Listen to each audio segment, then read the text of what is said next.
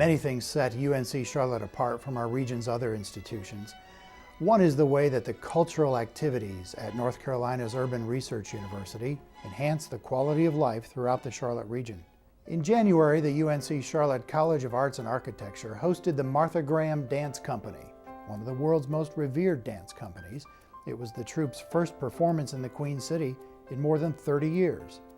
Inside UNC Charlotte's Meg Whalen has more.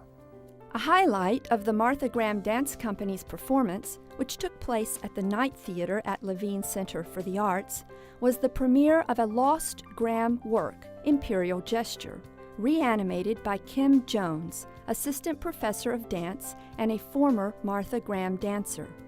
Presented first in Charlotte, Imperial Gesture receives its New York City premiere in February. Imperial Gesture is a solo that Martha Graham choreographed in 1935 in reaction to what was happening in the world. It was a solo that she kept in her repertory for about 2 years, and it hasn't been revisited until January 2013. I discovered the work of Imperial Gesture through the artistic director of the Graham Company, Janet Elber.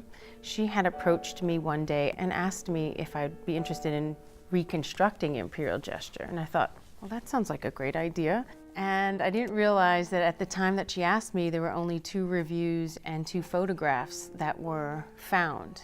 And so I shelved the project for a while, and then I revisited after the Barbara Morgan Foundation had discovered 35 more photographs for Imperial Gesture. I applied for the faculty research grant here at UNC Charlotte in hopes to find more funding to further investigate and research the work. And with good fortune, I was able to receive the FRG and proceed with my research.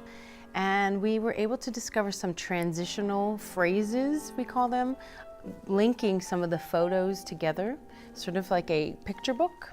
And we were able to work out these pictures as a sequences of dance steps.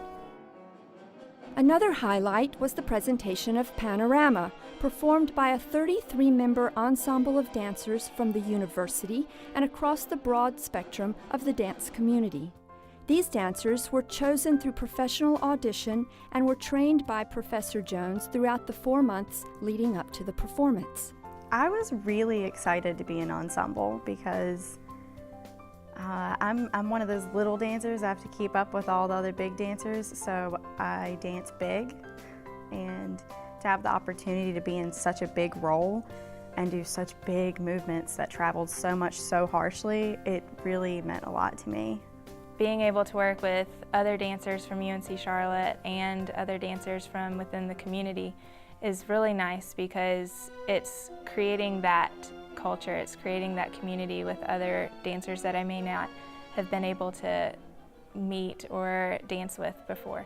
The College of Arts and Architecture seeks to present to the community distinctive and high-profile cultural programming of exceptional quality that reflects particular expertise and research activities within the college. This presentation was rooted in the expertise and research of Professor Jones.